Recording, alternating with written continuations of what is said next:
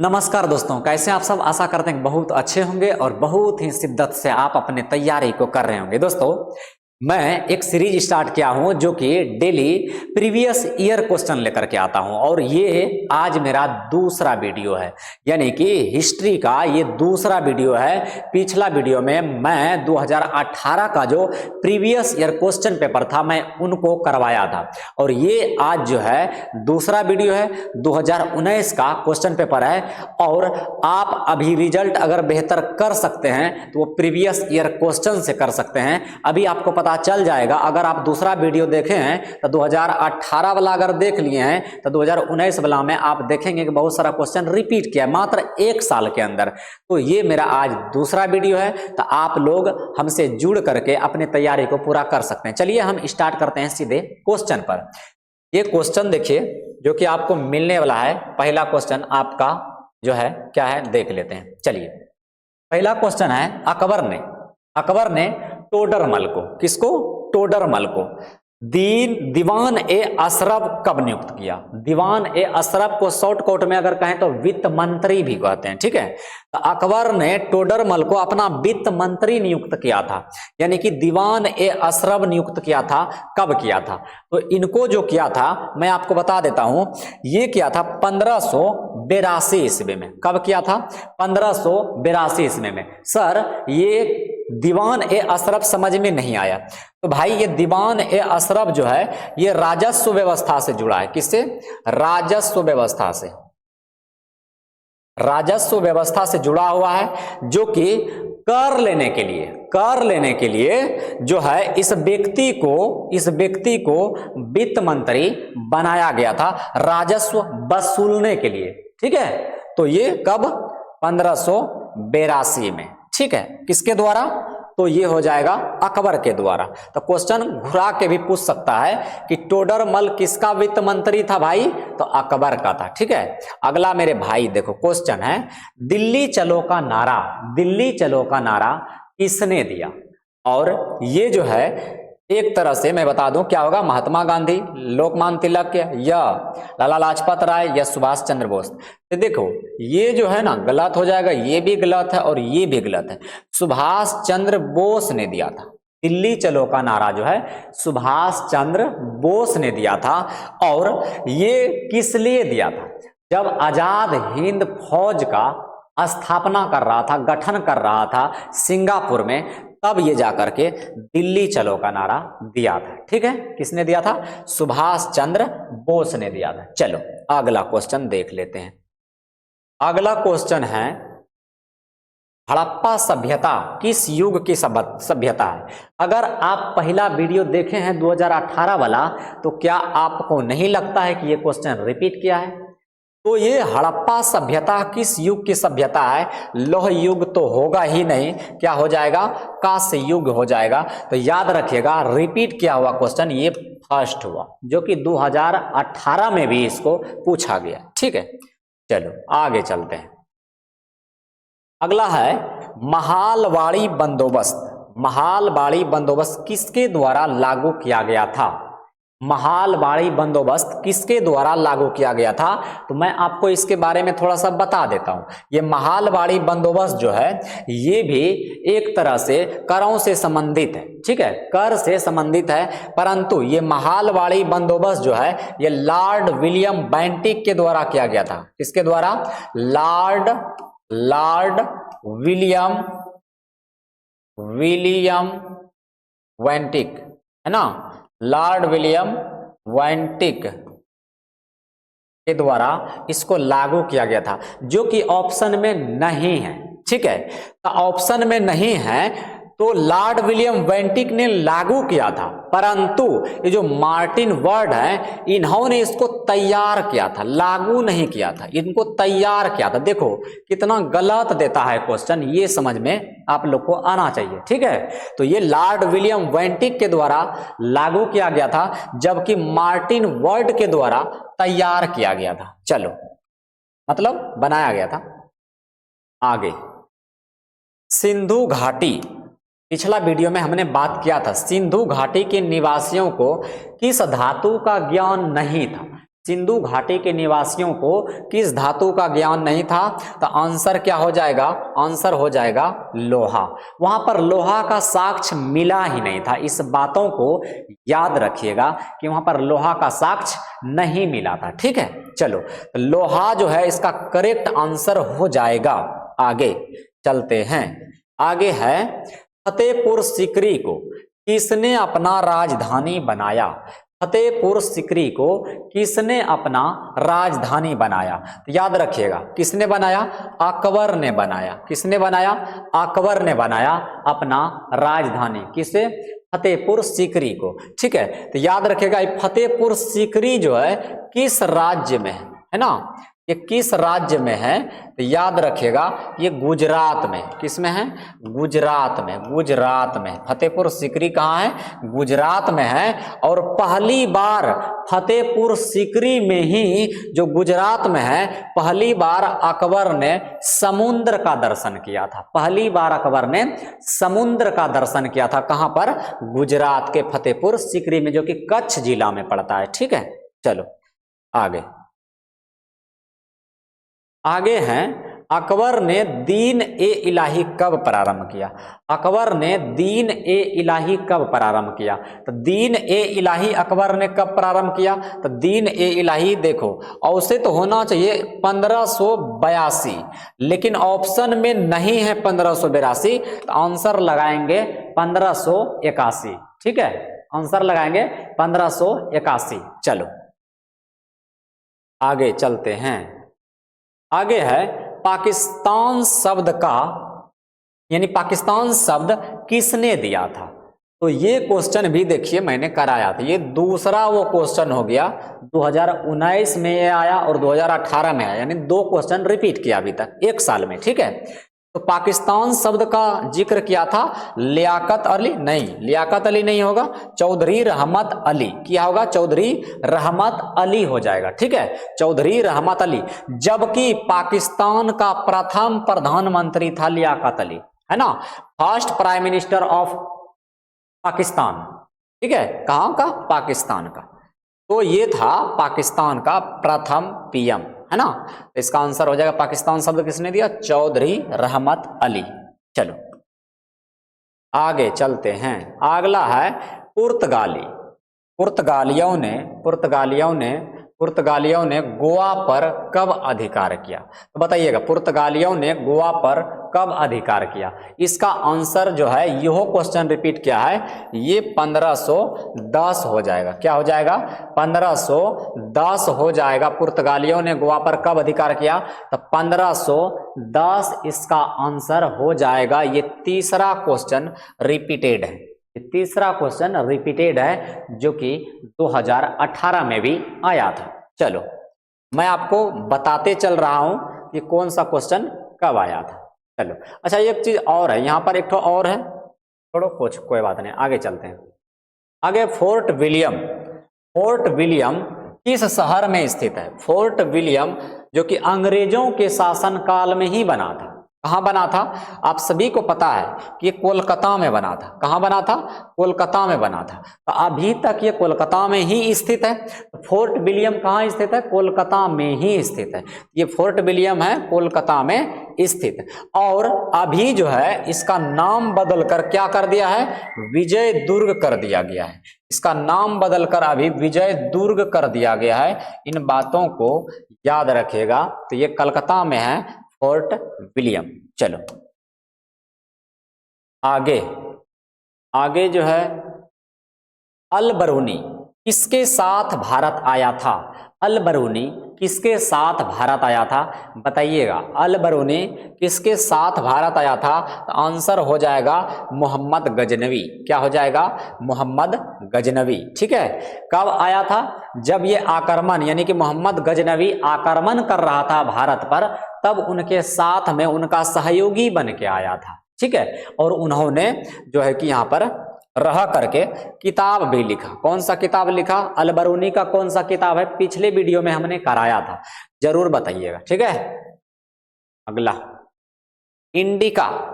Indica का लेखक कौन है? Question number 4 repeat question. कौन क्वेश्चन है? Repeat question. इंडिका के लेखक कौन है? तो इंडिका के लेखक है कौन है? मेगास्थनीज।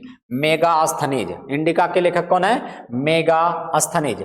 और ये किसके दरबार में आया था? तो मैं बता चुका हूं, ये चंद्रगुप्त मौर्य के दरबार में आया था। क्या बन के आया था भाई? ये राजदूत बन के आया था। क्या बन के आया था? राजदूत बन के आया था चंद्रगुप्त मौर्य के दरबार में। ठीक है, चलो अगला। अगला, औरंगजेब ने अपने जीवन का अंतिम समय बिताया कहां पर बिताया? औरंगजेब ने अपने जीवन का अंतिम समय कहां पे बिताया? पश्चिम भारत में, उत्तर भारत में, पूर्वी भारत में या दक्षिण भारत में? इसका आंसर हो जाएगा दक्षिण भारत में। कहां पर? दक्षिण भारत में। अच्छा, दक्षिण भारत में याद रखिएगा अहमदनगर, अहमदनगर में बिताया था। ठीक है, और इसका मृत्यु हो गया था 3 मार्च 1907 को हुआ था, है ना? करेक्ट शायद है, देख लेना। 3 मार्च 1907 को ही इनका मृत्यु हुआ था। ठीक है, चलो आगे चलते हैं। गोपुरम का संबंध किससे है? देखो भाई, गोपुरम जो होता है ना, मंदिर का द्वार होता है ना, मंदिर का द्वार। तो मंदिर का द्वार पे जो डिजाइन बनाया जाता है, विभिन्न प्रकार का चित्रकारी किया जाता है, वही है गोपुरम। तो गोपुरम मंदिरों से संबंधित होगा। ठीक है, ऑप्शन नंबर हो जाएगा सी। चलो आगे चलते हैं। अगला है क्वेश्चन, 7 द्वीपों का नगर कहते हैं किसको? 7 द्वीपों का नगर किसको कहते हैं? 7 द्वीपों का नगर किसे कहते हैं भाई? तो 7 द्वीपों का नगर कहते हैं बम्बई। ये बम्बई, बम्बई हमको जम गई, है ना? क्या हो जाएगा? बम्बई। चलो अगला, महात्मा गांधी का जन्म पूछ लिया है, एकदम बहुत सा नाजुक क्वेश्चन है। महात्मा गांधी का जन्म कब हुआ था? तो महात्मा गांधी का जन्म तो सब बच्चों को पता है, 2 अक्टूबर 1869 को हुआ था, है ना? 2 अक्टूबर 1869 हो जाएगा, 2 अक्टूबर 1869 को हो जाएगा, है ना? और 2 अक्टूबर को क्या मनाते हैं? क्या मनाते हैं? एक तो गांधी जयंती मनाते हैं और अहिंसा दिवस के रूप में मनाते हैं। ठीक है, अहिंसा दिवस के रूप में मनाते हैं 2 अक्टूबर को। चलो आगे चलते हैं। दांडी किस राज्य में स्थित है? कल मैंने जिक्र किया था, दांडी किस राज्य में स्थित है? देखो कल मैंने जिक्र किया था, ये रिपीटेड क्वेश्चन हो गया 5। दांडी किस राज्य में स्थित है? दांडी जो है ये गुजरात में है। कहां पर है? गुजरात में। कमेंट में लोग मतलब बच्चे कहता है, क्या कहता है कि सर दांडी जो था वो साबरमती आश्रम से 250 किलोमीटर की दूरी पर था, है ना? यही बोल रहा था, 250 किलोमीटर दूरी पर था। मैं बता देता हूं, इसका कोई पुख्ता जानकारी नहीं है। एनसीईआरटी में कुछ और दिया गया है, गूगल पे सर्च मारोगे तो कुछ और देगा, और 7 का एनसीईआरटी में कुछ और दिया गया है, तो इसका पुख्ता जानकारी नहीं है। लेकिन ये जो है ना 240 किलोमीटर, जहां तक हम 7 का किताब में देखें 240 किलोमीटर जो है ये दूरी है साबरमती आश्रम से दांडी। वैसे कहीं कहीं 250 भी दिया गया है ना, कहीं कहीं 250 भी दिया गया है। तो इन बातों को याद रखने वाला है। तो ऑप्शन के साथ ऐसा ऑप्शन देवे नहीं करेगा, ऑप्शन या तो देगा 250 या देगा 240, या फिर इनमें से कोई नहीं देगा। ठीक है, इस प्रकार से हो जाएगा गुजरात। चलो अगला, धम्म की शुरुआत करने वाला व्यक्ति कौन था? धम्म की शुरुआत किसने किया था? धम्म की शुरुआत किसने किया था? तो धम्म की शुरुआत किया था महान राजा अशोक। महान राजा अशोक ने किया था। ठीक है, अशोक जो था ये किसका पुत्र था? अशोक किसका पुत्र था? ये जवाब कमेंट में जरूर दीजिएगा। अशोक किसका पुत्र था? ये जवाब कमेंट में जरूर दीजिएगा। बाकी अगर धम्म की बात करें तो धम्म में यही सब सिखाया गया था, चोरी नहीं करना, हिंसा नहीं करना, किसी पर अत्याचार नहीं करना, किसी को दुख नहीं पहुंचाना, इसी को ही धम्म कहते हैं, है ना? इसी को धम्म कहते हैं। और धम्म का शुरुआत जो है इन्होंने कब किया था? तो याद रखिएगा 261 ईसा पूर्व, 261 ईसा पूर्व में ही इन्होंने धम्म का शुरुआत किया था। एगो क्या कहते हैं, एगो युद्ध हुआ था, भयानक युद्ध हुआ था। कहाँ का युद्ध हुआ था? शायद वो उड़ीसा में कोई जगह है ना? कमेंट में बता देना भाई, उड़ीसा में जगह है, तो वहीं पर ये युद्ध हुआ था। तो उस युद्ध में जो है कि बहुत सारा जान माल का बहुत क्षति हुआ था। इन्होंने अपने प्रण लिया था, मतलब अशोक ने अपना प्रण लिया था कि अब जो है हमें जो है किसी भी जीवों का हत्या नहीं करना है, इस युद्ध से हमें मिलता क्या है। अखंड भारत का रचना करने के लिए जो है कि वो युद्ध 261 ईसा पूर्व में किया गया था। मैं अभी मिस कर रहा हूं, कमेंट में जरूर बता देना, ठीक है। चलो आगे, आगे है बंगाल के विभाजन की घोषणा किस वर्ष हुआ था? तो हम बंगाल के विभाजन का घोषणा किस वर्ष हुआ था? 1904 है, 1911 है, 1906 है और 1905 है। देखो भाई, बंगाल विभाजन हुआ था 1905 में, 1905 में हुआ था बंगाल विभाजन, 1905 में हुआ था, ठीक है। तो बंगाल विभाजन कब हुआ था? 1905 में। अच्छा, किस राज्य से? ये बिहार से हम कह सकते हैं, बिहार से ही अलग हुआ था, ठीक है। बिहार का स्थापना कब हुआ था? 1912 में। ये बहुत आसान है, 1912 में बिहार का स्थापना हुआ था। वही झारखंड का स्थापना नवंबर 2000 में है ना, नवंबर 2000 में झारखंड का स्थापना हुआ था। ज्यादा लिख दिए क्या? चलो, नवंबर 2000 में झारखंड का स्थापना हुआ था। इन बातों को ध्यान रखिएगा। चलो आगे चलते हैं। अगला अगला अगला अगला यो याद रख लेना है, 1906 में मुस्लिम लीग, ठीक है। 1906 में मुस्लिम लीग का भी स्थापना हुआ था। अगला है चंपारण सत्याग्रह का संबंध किस राज्य से है? कल भी इसके बारे में मैंने जिक्र किया था। चंपारण सत्याग्रह किस राज्य से संबंधित है? तो चंपारण कहाँ पड़ता है? तो अपने बिहार में पड़ता है। चंपारण कहाँ पड़ता है? तो अपने बिहार में पड़ता है। चंपारण सत्याग्रह भाई अपने बिहार में हुआ था और ये गांधी जी का पहला किसान आंदोलन था। गांधी जी का पहला किसान आंदोलन था चंपारण, जिसका प्रणेता वहां पर राजकुमार शुक्ल जी थे। और ये हुआ था 1917 में। कब हुआ था? 1917 में हुआ था। अच्छा, चंपारण किस लिए जाना जाता है? तीन कठिया पद्धति के लिए भी जाना जाता है, याद रखिएगा। तीन कठिया पद्धति के लिए चंपारण को जाना जाता है। चलो आगे चलते हैं। हम थोड़ा संक्षेप में बताते हैं, उतना विस्तार से नहीं जाएंगे, नहीं तो वीडियो जो है ना ये 2 घंटा का हो जाएगा। आगे चलते हैं। पुराणों की संख्या, पुराणों की संख्या कितना भाई? पुराणों की संख्या, पुराणों की संख्या कितना है?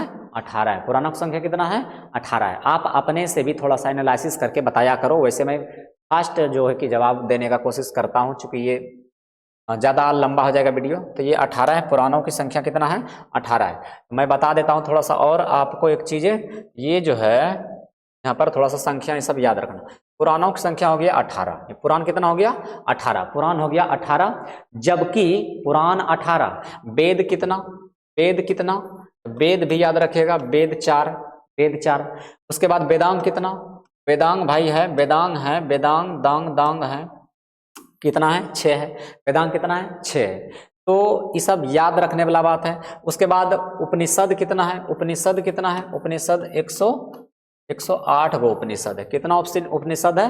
108। आरण्यक कितना है? आरण्यक है 6। कितना आरण्यक है? 6 है, ठीक है ना। दर्शन कितना है? 6। दर्शन कितना है? 6। शॉर्टकट में सब बता रहा मैं। दर्शन कितना है? 6। दर्शनों की संख्या 6, ठीक है ना। ये सब भी पूछता है। योग दर्शन किससे संबंधित है? योग दर्शन है पतंजलि से संबंधित, है ना। ये सब पूछता है। बाकी सब सबसे प्राचीन वेद, सबसे प्राचीन वेद आपका हो जाएगा, सबसे प्राचीन वेद हो जाएगा भाई, क्या हो जाएगा? ऋग वेद हो जाएगा। क्या हो जाएगा? ऋग वेद, जिसमें 1028 सूक्त दिया गया है, जिसमें 1028 सूक्त दिया गया। और वेद का रचयिता सर्वप्रथम माना जाता है कृष्ण द्वैपायन वेद व्यास को, कृष्ण द्वैपायन वेद व्यास को, ठीक है। वही वेदांग की संख्या याद रखिएगा 6 है, जिसमें कल्प, शिक्षा, निरुक्त, व्याकरण, छंद है, ये सब जो है कि इसका भाग है, याद रखिएगा ये सब। दर्शन भी 6 है, ठीक है। चलो आगे चलते हैं। आगे आगे आगे गुप्त काल है ना। गुप्त काल में कौन चीनी यात्री भारत आया था? गुप्त काल में कौन चीनी यात्री भारत आया था? इतिसंग, आयान, हेनसांग या इनमें कोई नहीं? कौन आया था? इतिसंग। कौन आया था भाई? इतिसंग नहीं होगा, फायान होगा। फायान कौन आया था? गुप्त काल में जो है ये फायान आया था। और गुप्त काल में कौन सा राजा? तो चंद्रगुप्त द्वितीय, चंद्रगुप्त द्वितीय के समय में आया था। चंद्रगुप्त द्वितीय के समय में आया था। चंद्रगुप्त द्वितीय के समय में फायान भारत आया था। फायान एक चीनी यात्री है। कौन यात्री है? ऊपर में लिखा भी गया है, ये चीनी यात्री है, ठीक है। उसके बाद फायान का एक पुस्तक का नाम भी है। पुस्तक इसका क्या है भाई? पुस्तक इसका है फोयुकी। क्या है? फोयुकी। फोयुकी किसका है? फोयुकी है, ठीक है। चलो आगे चलते हैं, आगे चलते हैं। क्या बातें समझ में आ रही है, हम शॉर्टकट में आपको बताने का प्रयास कर रहे हैं। अगला कहता है श्रीमद् भागवत गीता। क्या है? श्रीमद् भागवत गीता, ठीक है। जो भागवत गीता है, भागवत गीता के महत्व पर किसने विचार किया था? तो अगर आप देखें तो भागवत गीता के बारे में गांधी जी, विवेकानंद, बाल गंगाधर तिलक, पंडित जवाहरलाल नेहरू, ये सब कहीं ना कहीं बात कर लिए हैं। इसका आंसर हो जाएगा भाई इनमें सभी, ऑल ऑफ दीज, ठीक है। चलो आगे चलते हैं, आगे चलते हैं, आगे चलते हैं। आगे क्या है भाई? आगे है क्वेश्चन नंबर 24। कहता है भारतीय संविधान की प्रारूप समिति का अध्यक्ष कौन है ना? भारतीय संविधान का प्रारूप समिति का अध्यक्ष कौन है? भारतीय संविधान का प्रारूप समिति का अध्यक्ष जो है भाई वो है, कौन है? डॉक्टर भीमराव अंबेडकर। ये क्वेश्चन बहुत इंपॉर्टेंट है, कई बार दरोगा में और बिहार पुलिस में भी इसको पूछ लिया गया है, ठीक है ना। याद रखिएगा कौन है? डॉक्टर भीमराव अंबेडकर। जबकि अस्थाई अध्यक्ष की बात करें, उन किसका? अस्थाई अध्यक्ष की बात करें तो डॉक्टर राजेंद्र प्रसाद हो जाएगा। अस्थाई अध्यक्ष की बात करें तो डॉक्टर राजेंद्र प्रसाद हो जाएगा। और वही अस्थाई अध्यक्ष की बात करें तो वो डॉक्टर सच्चिदानंद सिन्हा हो जाएगा। डॉक्टर सच्चिदानंद सिन्हा हो जाएगा। उसके बाद थोड़ा सा और इंफॉर्मेशन संविधान के बारे में। संविधान बच्चा ऐसा क्वेश्चन भी पूछ लेता है कब लागू हुआ? ये 1950 में जानबे करते हैं, 26 जनवरी 1950 में लागू हुआ। 26 जनवरी 1950 में लागू हुआ था। इसको बनने में 2 वर्ष और 11 माह भी लग गया था, जबकि 18 दिन भी लगा था। 18 दिन भी लगा था।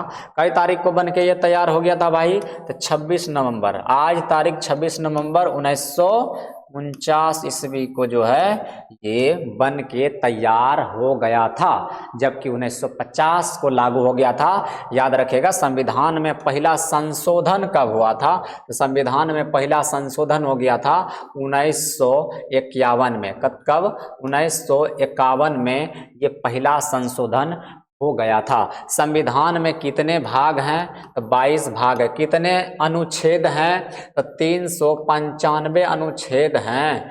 और कितना इसमें अनुसूची है? तो 12 अनुसूची हैं, ठीक है। तो ये अभी जो है इसमें क ख ग घ जोड़ के पूरा दिया गया, इसका 25 भाग पूरा दिया, इसमें 405 अनुच्छेद पूरा दिया है, इसमें जो है कि 16 को पूरा दिया मतलब अनुसूची।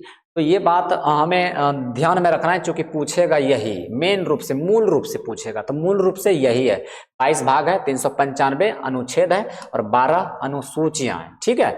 जिसमें जो किया है सबसे बात इंपॉर्टेंट है कि भाग 2 में नागरिकता का वर्णन किया गया, नागरिकता से पूछता है। और भाग 3 में मौलिक अधिकार का वर्णन किया गया है, जो कि आर्टिकल 12 से 35 तक दिया गया है, ठीक है। ये सब बात। अच्छा, इसका गठन कब हुआ था? संविधान का पहला गठन कब हुआ था भाई? 1946 में हो गया था, है ना। संविधान का पहला गठन 1946 में हो गया था।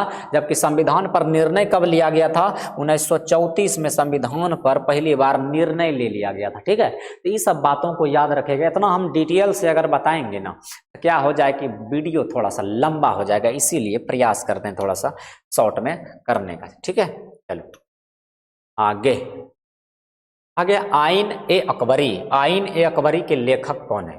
आइन ए अकबरी बहुत इंपॉर्टेंट क्वेश्चन है। तो आइन ए अकबरी का जो लेखक है भाई ये है अबुल फजल। कौन है? अबुल फजल। आइन ए अकबरी का लेखक कौन है? तो अबुल फजल है। याद रखना है अबुल फजल। याद रखिए हिस्ट्री एक ऐसा सिलेबस है, एक ऐसा चैप्टर है जो कि आपको हर कंपटीशन के एग्जाम में मदद करने वाला। अगर आप जनरल कंपटीशन की तैयारी कर रहे हैं ये क्वेश्चन आपके लिए बहुत इंपॉर्टेंट है। यही सब तो पूछता है। अगर हिस्ट्री एक बार अगर बढ़िया से पढ़ लेना शिद्दत से तो जिंदगी में जो है ना कोनो भी एग्जाम देंगे वो 60% से 70% क्वेश्चन जो है एकदम यहीं से रहता है। ठीक है, तलवंडी किसका जन्म स्थान है ना, तलवंडी किसका जन्म स्थान है, तलवंडी किसका जन्म स्थान है, तो तलवंडी मेरे भाई गुरु नानक जी का है ना, गुरु नानक जी का। राम नाम बिना बिरथे जगी जन्म, गुरु नानक जी ने ही लिखा है, तो गुरु नानक जी का ये तलवंडी में जन्म लिया था। आप लोग बता दीजिएगा तलवंडी कहाँ पर है, कौन सा राज्य में तलवंडी है, ये जाकर के आप कमेंट में बताइएगा। और फिलहाल जो है ये अभी कहाँ पर, राज्य की बात तो अलग गया, ये देश भी अलग है, कहाँ पर है ये देश बताइएगा अभी। ठीक है, तो याद रखिएगा इन बातों को, तलवंडी में। ठीक है, चलिए।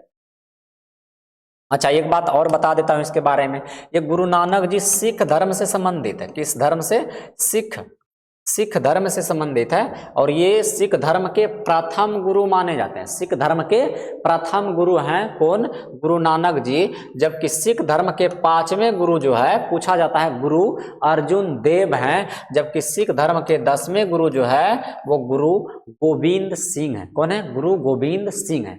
याद रखिएगा तीनों को, ये तीनों कहीं ना कहीं पूछा जाता है। चलो आगे आगे हम चलें, थोड़ा सा और दूरी बढ़ाएं, तो दूरी है भाई गेटवे ऑफ इंडिया किस शैली की उदाहरण है, गेटवे ऑफ इंडिया किस शैली की उदाहरण है। गेटवे ऑफ इंडिया जो है ये जहां तक हमको पता है, बाकी इसमें कोई कहता है कि भाई नवगौथिक शैली, हम ढूंढे ये कहीं नहीं हमको मिला।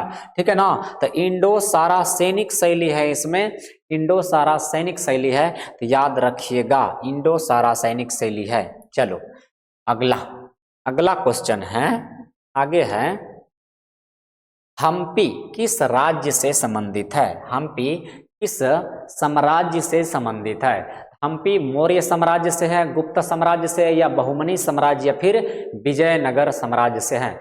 हम्पी किस साम्राज्य से संबंधित है, तो मेरे भाई हम्पी जो है ये विजयनगर साम्राज्य से संबंधित है। किस राज्य से संबंधित है, विजयनगर साम्राज्य से संबंधित है। इन बातों को याद रखने की जरूरत है। ठीक है ना, तो विजयनगर साम्राज्य का सबसे महानतम राजा कौन था, आप लोग कमेंट में जरूर बताइएगा। विजयनगर साम्राज्य का सबसे महानतम राजा कौन था।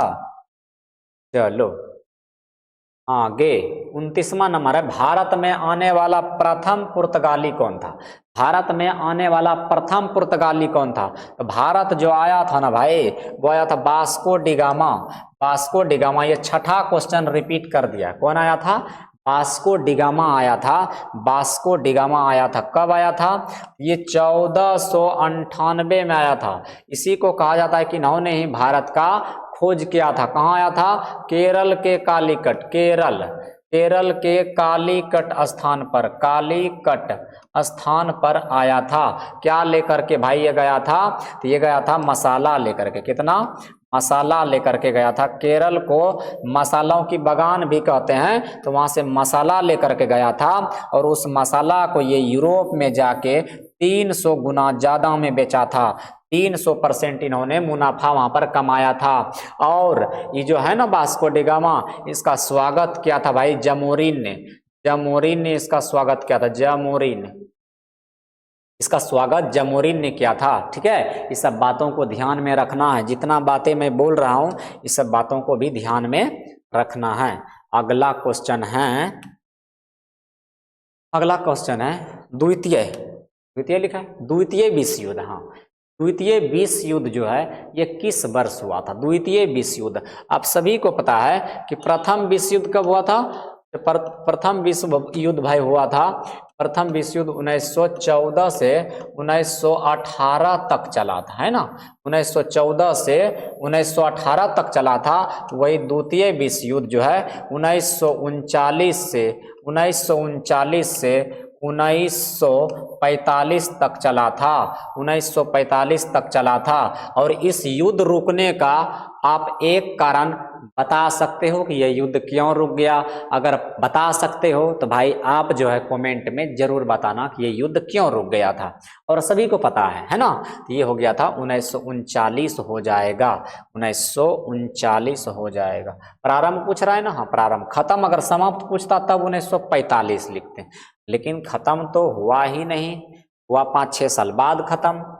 चलो आगे हैं, हड़प्पा सभ्यता में विशाल स्नानागार कहाँ से मिला था? हड़प्पा सभ्यता में विशाल स्नानागार कहाँ से मिला था भाई? हड़प्पा सभ्यता में विशाल स्नानागार जो है ये मोहनजोदड़ो से मिला था। कहाँ से मिला था? मोहनजोदड़ो से मिला था। ये जो विशाल स्नानागार था ये, इसमें सीढ़ियां भी पूछ लेता है, सीढ़ियां उत्तर साइड में बना था। कहाँ बना था? उत्तर साइड में सीढ़ियां बना था मोहनजोदड़ो के ये स्नानागार में। ठीक है, उसके बाद अगर हम कालीबंगा की बात करें तो कालीबंगा में भाई जोता हुआ खेत का साक्ष्य मिला था। जोता हुआ खेत का साक्ष्य में, वैसे मोहनजोदड़ो का एक लंबा विस्तार है, उतना करेंगे तो लेट लग जाएगा, हम शॉर्टकट में बताने का प्रयास करते हैं। जोता हुआ खेत का यहाँ पर कालीबंगा में विस्तार, और याद रखिएगा ये मोहनजोदड़ो जो है ना ये कहाँ है? राजस्थान में है। ये हो क्वेश्चन पूछता है किस राज्य में है? राजस्थान में है भाई। कहाँ पर है? राजस्थान में है। जबकि लोथल ये गुजरात में है। कहाँ है?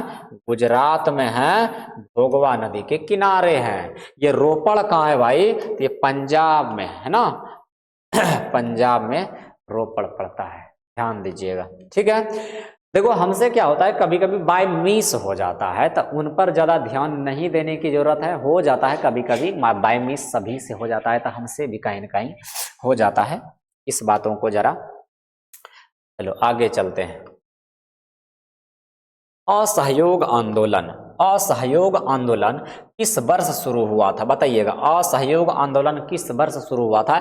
इसमें 2-3 ठो आंदोलन याद रखना है। असहयोग की बात करें तो ये 1920 में हुआ था। कब हुआ था? 1920 में हुआ था। वही भारत छोड़ो आंदोलन की बात करें तो ये 1942 में हो गया था। 1942 की बात करें तो भारत छोड़ो आंदोलन हो गया था। 1930 की बात करें तो यहाँ पर असहयोग आंदोलन हो गया था। 1930 में असहयोग आंदोलन हुआ था। वही 12 मार्च 1930 को ही, 12 मार्च 1930 को ही, 1930 को ही क्या हुआ था? 12 मार्च 1930 को ही हो गया था यहाँ पर दांडी यात्रा। क्या हो गया था? दांडी यात्रा। दांडी यात्रा किससे संबंधित है? तो नमक कानून से। किससे? नमक, किससे? नमक कानून से। नमक कानून से संबंधित है दांडी यात्रा। ठीक है, चलिए आगे चलते हैं, आगे चलते हैं, आगे चलते हैं भाई। पाकिस्तान का प्रथम प्रधानमंत्री थे कौन? पाकिस्तान का प्रथम प्रधानमंत्री कौन थे? सब लगा के आता है यहाँ पर जिन्ना, लेकिन जिन्ना यहाँ पर ऑप्शन ए में नहीं है। तो पाकिस्तान का प्रथम प्रधानमंत्री, हाँ मोहम्मद अली जिन्ना तो है, लेकिन ये होगा नहीं, है ना। पाकिस्तान का प्रथम प्रधानमंत्री है, ये है बच्चा लियाकत अली। कौन है? लियाकत अली है। पाकिस्तान का प्रथम जो प्राइम मिनिस्टर है वो लियाकत अली हो जाएगा। ठीक है, चलो आगे चलते हैं। अगला जो क्वेश्चन है भाई, अगला क्वेश्चन है, अगला क्वेश्चन क्या कहता है? अगला क्वेश्चन है, महाभारत की रचना किस भाषा में हुई है भाई? महाभारत की रचना किस भाषा में हुई है? महाभारत की रचना भाई हुआ है संस्कृत में हुआ है। किसमें हुआ है? संस्कृत में हो गया है महाभारत की रचना। अच्छा, ये जो रचना है संस्कृत में हुआ है, चलो ठीक है, बट यहाँ पर समझने वाला है बात कि इसका रचना क्या किसने, इसका रचना किसने किया, ये आप सभी बताएंगे कमेंट में। बहुत अच्छा क्वेश्चन है, एकदम हल्का क्वेश्चन है, सबको पता भी है। ठीक है, अच्छा एक बात पूछें, पाली भाषा में कौन सा धर्म, पाली भाषा से कौन धर्म संबंधित है, और यहाँ पर प्राकृत भाषा से कौन सा धर्म संबंधित है? बता सकते हो? बता सकते हो? चलो आप लोग इस क्वेश्चन का जवाब देना। हल्का है, लेकिन मैं इसको पाली को बताता हूँ। ये पाली है, ये बौद्ध से संबंधित है। किससे संबंधित है? बौद्ध धर्म से संबंधित है। जबकि प्राकृत भाषा ये जैनों से संबंधित है। प्राकृतिक भाषा ये जैन धर्म से संबंधित है। ठीक है, बाकी संस्कृत जो है, संस्कृत जो है ये हमारे प्राचीन भाषा है, सभी भाषाओं की जननी कहा जाता है इसे। ठीक है, तो इसके बारे में आप बताइएगा। वेद व्यास जो है, सॉरी मैंने खुद बता दिया। चलो आगे चलते हैं। संथाल विद्रोह किस वर्ष हुआ था? संथाल विद्रोह किस वर्ष हुआ था? संथाल विद्रोह हुआ था किस वर्ष? देखो इसमें जो है ना, अभी ये क्वेश्चन रिपीट है, संथाल विद्रोह, ये 7वां क्वेश्चन है जो कि रिपीट है, लेकिन इसमें भाई आंसर दिया है गलत, इसमें बिल्कुल आंसर गलत दिया है। ये जो है क्वेश्चन सेट करने वाले को सोचना चाहिए कि संथाल विद्रोह जो है वो 1855 में हुआ है। संथाल विद्रोह 1855 से 56 के बीच हुआ है, 1855 से 1856 के बीच में हुआ है संथाल विद्रोह। और संथाल विद्रोह का नेतृत्व करने वाला 2 भाई थे। कौन भाई थे? 2 भाई थे, एक था सिद्धू और एक था कान्हू। एक था सिद्धू, एक था कान्हू, जो कि इसमें ऑप्शन नहीं है, लेकिन डरने की कोई बात नहीं है। अगर ऑप्शन नहीं है तो आपको सबसे ज्यादा वाला लगा के आना है ना, 1853। सबसे पहले आपको इनको क्लियर करके आना है। चलो अगला क्वेश्चन नंबर हो जाएगा भाई 36। निजामुद्दीन औलिया, देख भाई निजामुद्दीन औलिया क्वेश्चन नंबर 8वां रिपीट किया है ना, 8 क्वेश्चन रिपीट किया। सोचो अगर एक साल में 8 क्वेश्चन रिपीट हो रहा है तो बहुत हो रहा है ना। निजामुद्दीन औलिया किस सूफी सिलसिले से संबंधित है? तो निजामुद्दीन औलिया जो है ये चिश्ती सूफी, ये चिश्ती सिलसिले से संबंधित है ना। किस सूफी सिलसिले से? तो चिश्ती। अच्छा, ये निजामुद्दीन औलिया जो है ना, ये पहला वो व्यक्ति था जो कि इन्होंने सूफी सिलसिला की पहला व्यक्ति था अपनाने वाला, निजामुद्दीन औलिया। ठीक है, सूफी सिलसिला। चलो आगे चलते हैं। अगला क्वेश्चन, रूस में भारत विद्या का जनक किसे कहा जाता है? थोड़ा सा पुराना क्वेश्चन है लेकिन दिया है। रूस में भारत विद्या का जनक किसे कहते हैं? तो याद रखिएगा इसका आंसर हो जाएगा जीएस लिबिदेव, है ना, जीएस लिबिदेव। रूस में भारत विद्या का जनक कौन है?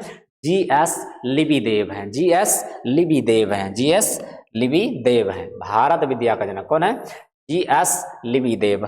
अगला जो क्वेश्चन है, निम्न में से महिला संत कौन थी? महिला संत, संत का मतलब समझ रहे हो, जैसे कि कोई बाबा वाबा होता है तो उसी प्रकार से संत, जैसे कि महावीर स्वामी थे, और जैसे कि हम कह सकते हैं और भी गुरु नानक जी थे, एक संत थे, मीरा भी थी, और अंडाल भी हो जाएगा यहाँ पर, है ना। मीरा हो गया, अंडाल हो गया, कथा कराइकल हो गया, इनमें सभी हो जाएगा भाई। ऑप्शन नंबर डी सभी हो जाएगा, है ना, ऑप्शन नंबर डी सभी हो जाएगा। चलो अगला चलते हैं। अगला चलो रे, अगला 1857 के विद्रोह का तात्कालिक कारण क्या था भाई? 1857 के विद्रोह का तात्कालिक कारण, यहाँ पर मुख्य कारण नहीं पूछ रहा गया, इसका बहुत सारा कारण है। सामाजिक कारण था, धार्मिक कारण था, कई कारण था इसका, लेकिन यहाँ पर एक मुख्य रूप से पूछा है कि इसका तात्कालिक कारण क्या है। तो इसका तात्कालिक कारण भाई था कि ये चर्बी वाले करतूस, क्या था? चर्बी वाले करतूस, जिसमें गाय एवं सुअर, गाय एवं सुअर का जो है चर्बी से बारूद बनाया जाता था, और उस बारूद को जो है कि एक राइफल हुआ करता था, इसका एक राइफल था, इनफील्ड राइफल, है ना, इनफील्ड एक राइफल हुआ करता था। तो इस राइफल में जो क्या करता था, इस बारूद को भरा जाता था। कैसे? तो बारूद का पुड़िया होता था, उस पुड़िया को काटता था मुंह से, और मुंह से काट के इसमें भरा जाता था।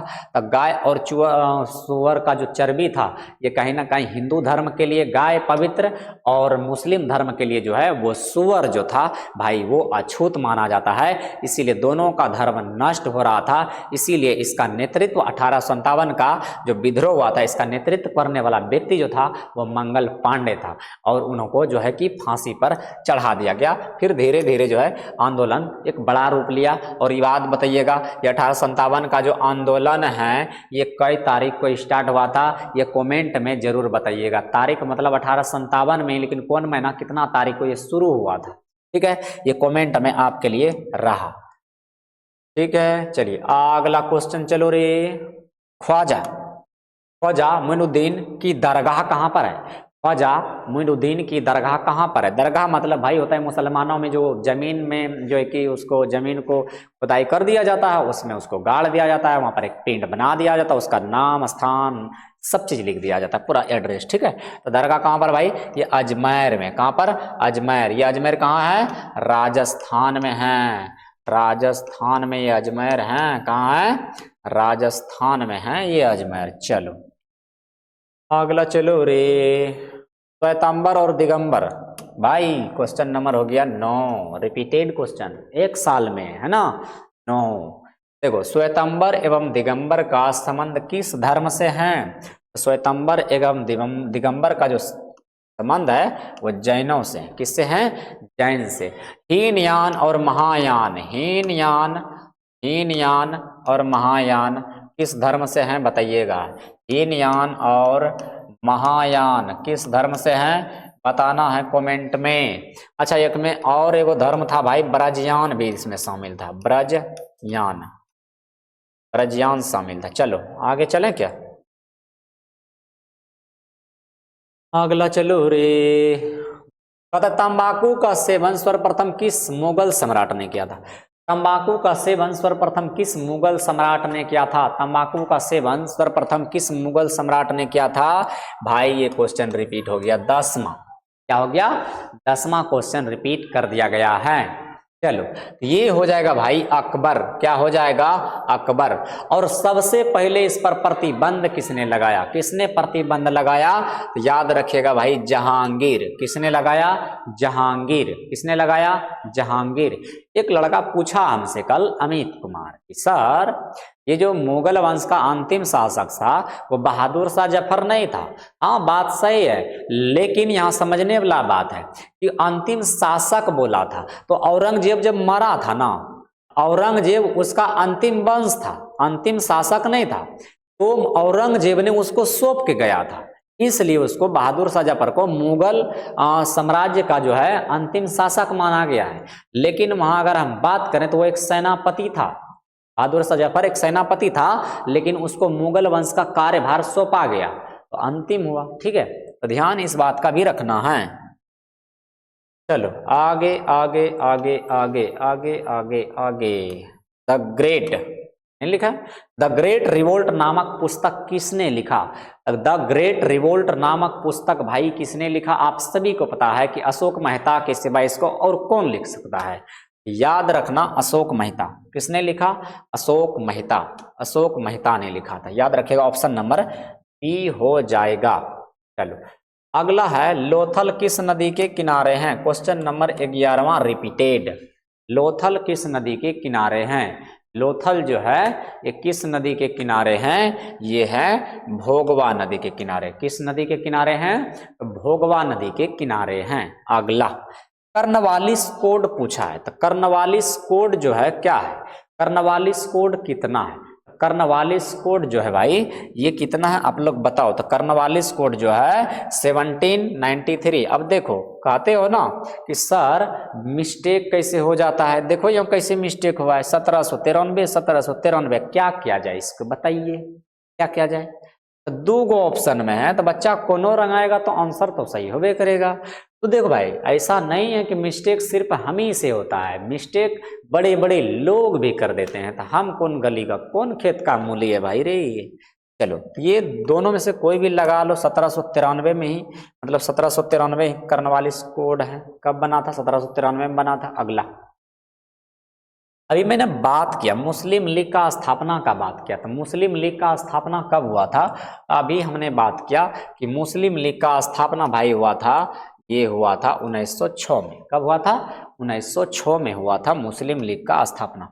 1885 में याद रखना कांग्रेस का स्थापना हुआ था। भारतीय राष्ट्रीय कांग्रेस का स्थापना 1885 में हुआ था। 1885 में हुआ था। यह क्वेश्चन भाई रिपीट करता है, इसको पूछना, मतलब इसको पढ़ना जरूर। और ये जो है ना, और ए.ओ. ह्यूम ने किया था, ए.ओ. ह्यूम ने किया था, है ना, ए.ओ. ह्यूम ने किया था। इस बात को भी याद रखना है, ठीक है ना। और कमेंट में बताना है कि भारतीय राष्ट्रीय कांग्रेस का प्रथम अध्यक्ष कौन था, ठीक है। चलो उसके बाद 1915 में जो है ना, ये गांधी जी दक्षिण अफ्रीका से वापस आए थे। और यहाँ पर 1919 जो संबंधित है, ये रॉलेट एक्ट से संबंधित है। इस बातों को ध्यान देने की जरूरत है। अगला क्वेश्चन है, महावीर ने, किसने? महावीर ने पार्श्वनाथ के द्वैत सिद्धांतों को, है ना, सिद्धांतों में नया सिद्धांत जोड़ा। क्या जोड़ा था? महावीर स्वामी ने पार्श्वनाथ के सिद्धांतों में, यानी कि जैन धर्म का प्रथम जैन धर्म का प्रथम गुरु जो है वो पार्श्वनाथ ही थे, जबकि जैन धर्म का ये 24वां गुरु थे, 24वां तीर्थंकर थे, 24वां तीर्थंकर थे, 24वां तीर्थंकर थे भाई। कौन? महावीर स्वामी। और 24वें तीर्थंकर होने के नाते बहुत प्रसिद्ध भी रहे। और इन्होंने कहता है कि पार्श्वनाथ जो कि जैन धर्म का प्रथम तीर्थंकर थे, तीर्थंकर का मतलब यही होता है कि जो उपदेश दे सकता है। उपदेश का मतलब यूं समझ लो कि आप बैठे हैं, आपको कोई ज्ञान दे रहा है, उसको उपदेश कहते हैं, ठीक है। तो भाई ये इसमें ब्रह्मचर्या को जोड़ दिया था। किसको जोड़ा था? ब्रह्मचर्या को जोड़ दिया था। ब्रह्मचर्या का मतलब है अपने आप पर संयम रखना और लोभ मोह कहीं पर नहीं पड़ना, शादी विवाह से भाई दूर रहना, ये सब बात इसमें है, ठीक है। अगला 48 नंबर है, इब्न बतूता ने अपनी यात्रा का विवरण किस भाषा में दिया है? इब्न बतूता ने अपनी यात्रा का विवरण कौन सा भाषा में दिया है? तो इब्न बतूता ने अपनी यात्रा का विवरण भाई अरबी भाषा में दिया है। किस भाषा में दिया है? अरबी भाषा में दिया है। और इब्न बतूता कहाँ का रहने वाला था? कमेंट में जरूर बताइएगा। आप लोगों का तैयारी हमको पता है कि फुल है, लेकिन इस वीडियो से यही होगा कि आपका रिवाइज बहुत अच्छे से कंफर्म हो जाएगा, ठीक है। चलो अगला अगला अगला अगला है भारत का प्रथम मुगल शासक। देखो वहां से क्वेश्चन क्या पूछा? भारत का अंतिम मुगल शासक पूछा था, अब पूछ लिया भारत का प्रथम मुगल शासक। तो भारत का प्रथम मुगल शासक भाई बाबर था। ये 1526 से 1500 जो है ये 30 में जाकर के 30 तक इसका शासन चला था। 1526 से 1530 तक इसका शासन चला था। इन्होंने दो सबसे महत्वपूर्ण युद्ध किया था। एक पानीपत का प्रथम युद्ध किया था। पानीपत का प्रथम युद्ध ये 1526 में किया था। और पानीपत का द्वितीय युद्ध इसके समय में नहीं हुआ था, ठीक है ना। लेकिन मैं बता देता हूं कि पानीपत का द्वितीय युद्ध जो हुआ था ये 1556 में हुआ था, है ना। पानीपत का द्वितीय युद्ध 1556 में हुआ था। इन बातों को याद रखना, ठीक है। चलो उसका मृत्यु कब हुआ था? 1530 में इसका मृत्यु हो गया था। 1526 में पानीपत का प्रथम युद्ध किया था, ठीक है। पानीपत का द्वितीय युद्ध हुआ था 1526 में। आप लोग कमेंट में बताइएगा पानीपत का तृतीय युद्ध कब हुआ था, ठीक है। इस बातों को याद रखना है, ठीक है।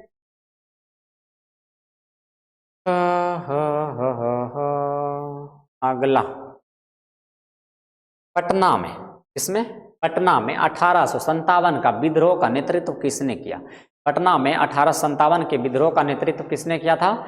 इसमें था भाई पटना में पीर अली। कौन अली? पीर अली। कौन अली थे? पीर अली। पटना से कौन नेतृत्व के थे? पीर अली। वही बिहार के जगदीशपुर से वीर कुंवर सिंह। बिहार के जगदीशपुर से वीर कुंवर सिंह। इन बातों को याद रखने की जरूरत है, क्या? अगला है क्या? नहीं है। देखो भाई इस प्रकार से क्वेश्चन है, क्वेश्चन भी लाजवाब है। पुरातत्व से आप क्या समझते हैं आराम से बना सकते हैं। हड़प्पा सभ्यता की जल निकास प्रणाली है मोहनजोदड़ो। अगर ये खत्म हो जाएगा तो मैं वीडियो लंबा हो जाता है, तो हम क्या करेंगे अगले वीडियो में जो है, अगर सब खत्म हो जाता है 25 तक जल्दी करा देते हैं, तो मैं ये सब क्वेश्चन आपको जरूर रिपीट कराऊंगा। तो कैसा लगा आपका? कितना आया? 50 में 50 आया या कितना आया? आप कमेंट में जरूर बताइएगा कि सर मेरा इतना सही हुआ और सर आपसे ये गलती हुआ, ठीक है। क्योंकि हमसे भी गलती हो सकता है भाई।